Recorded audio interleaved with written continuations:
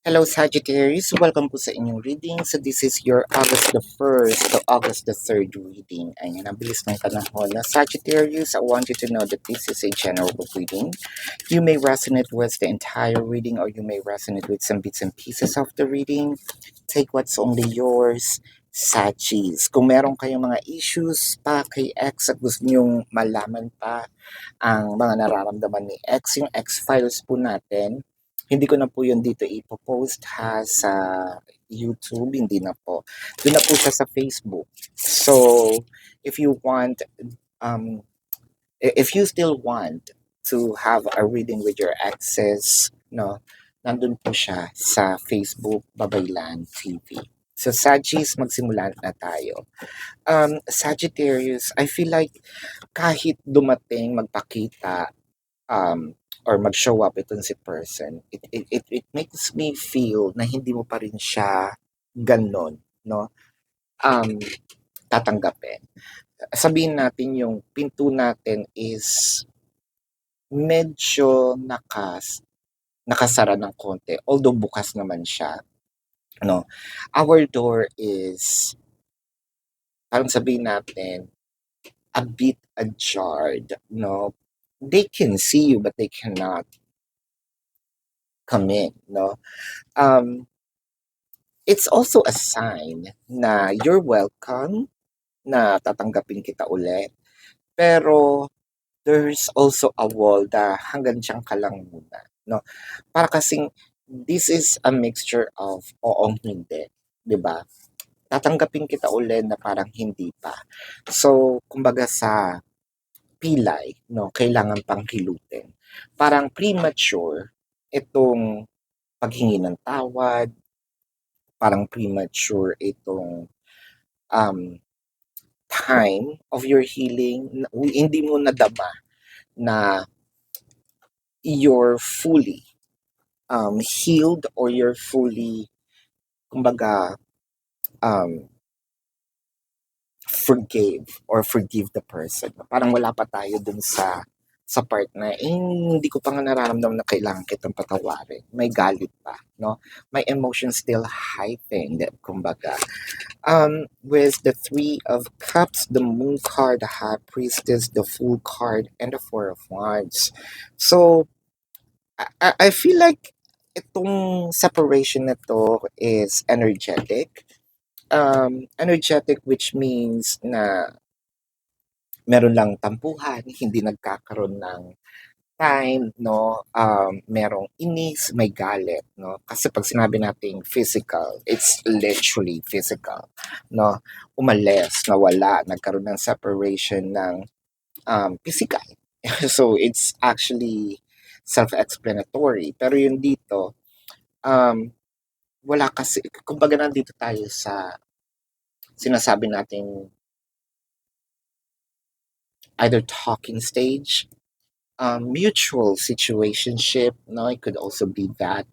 Or kung magkasama naman na sa bahay, parang it's, hindi ko na alam kung ano ba yung klaseng relasyon meron tayo, no?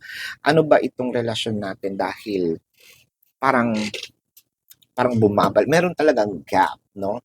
Merong gap sa ating dalawa, pero magka-connect na tayo. Hindi ko na, kumbaga, hindi natin din ma-label, no? Um, kumbaga, temporary itong separation. It's probably misunderstanding. And for a few numbers of you, baka si person or ikaw, no, nakinig sa mga marisol, ayan, mga sulsol, may mga nagbabalitang kung ano-ano. Eh, syempre, hindi naman natin din, it could also be nabalita sa'yo and it's our own, no, na misinterpret natin. But with the Moon card, the Hermit, and the Nine of Pentacles, so it kind of make me feel that whatever this information is going to be offered by your person, this is going to really brighten up your day. This is really going to bring a smile, no, into your face once again. I feel like na napaka-brave dito ni person for them to harapin din itong mga challenges kasi may mga tao talagang tumatakbo pero si person is no, I am willing to answer all of your questions. No, I am here. Kung no, I'm going to take responsibilities, no, for all the actions that I made, especially if I hurt you. With the Two of Wands, the Four of Pentacles, and the Ace of Cups. Ace of Cups is clarified by the Seven of Cups and the Death card. So, I feel like nagkaroon lang dito ng issues of I placed my attention into something or someone else, no? Nagkaroon ka ng kahate sa attention ni person. Whether this is bagay, event, or tao mismo, no? Um, Bagay, let's say, mas natutok siya sa motor, no? So parang nabaliwala tayo kung yung bagay yon, no? Kung event naman, masyadong pinaghahandaan itong what? Either birthday ni ganito, or uh, sabihin natin interview, no? Um, of course, with the third party, tao na yon. So, nahati naman or nagkaroon siya ng mga crushes or what have you. With the Nine of Cups and the Ten of Cups, so nakita ko dito na parang yung lalambingin no? Lalambingin. Whatever it is na kinainis mo, I feel like hindi ko na lang itutuloy if that is um, an event, no? Sige, hayaan na lang natin. Pero kung interview, hayaan nyo na muna magtrabaho, no? Hindi na hindi natin mabibili ang ang finger heart, no? Ito yung laging gusto kong example eh. Nakipagbilan nga po ng 1 kilong bigas, no? Magkano po? Magkano na ba bigas ngayon? Sabihin natin 60 something, no? Ito po bayad ko, finger heart. Hindi pwedeng gano'n. Kung interview, hayaan nyo na muna, no? Kasi it's being practical. Pero kung katulad nga niyan, kung sa motor, siguro magbigay ka lang din ng time. Mahirap naman, baka mamaya sira talaga itong motor, no? Mapano pa yan, no? Pero I believe that your person is going to promise you that this is not going to happen again, or at least if they really need to attend to that, medyo mag-aano sila. Bibigyan, ibabalance na nila. Ibibigyan ka na rin ng time.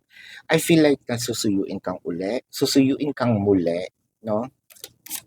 Mga ako with the Six of Swords, the Ten of Wands, I feel like also, um, parang tatanggalin niya itong mga sukbit ba sa likod mo na mga there's a promise in here that I'm going to help you with all the challenges and the burdens that you have, whether it is to me or to other people. I am here to be your partner.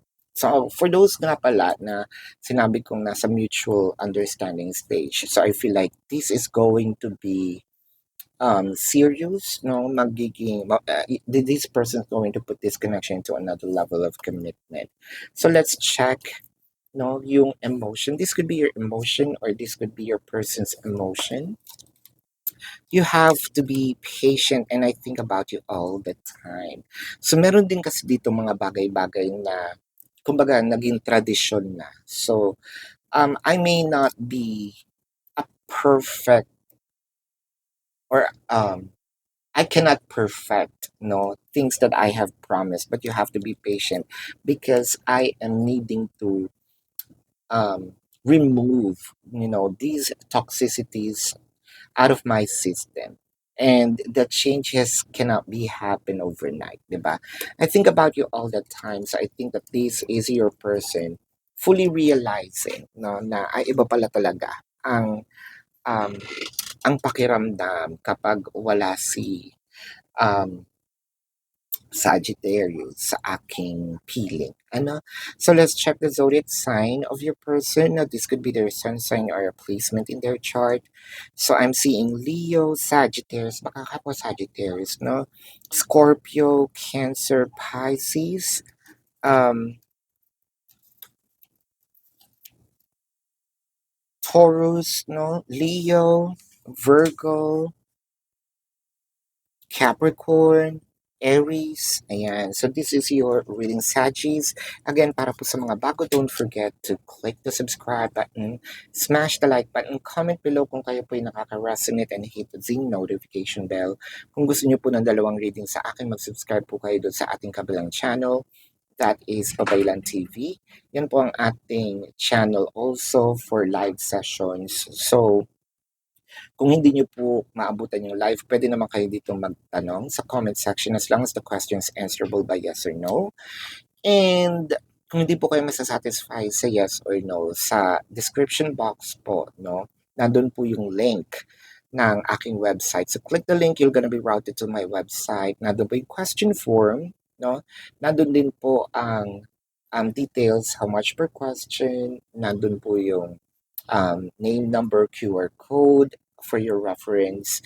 Also created a 4 questions plus 1, so you might want to take advantage of it. And if you want to book a private reading, nandun din po siya sa description box, no? Sagittarius. Tuloy pa rin ang ating manhunt. So, report those fake accounts, screenshot, and email it, no? Dun sa designated email. And if you still care with your exes, ang X-Files po na segment, hindi ko na po ipopost dito sa YouTube. Doon na po siya sa Facebook ko ipopost, no? So, again, maraming salamat. Love and light. Namaste. See you po sa susunod na reading. Goodbye.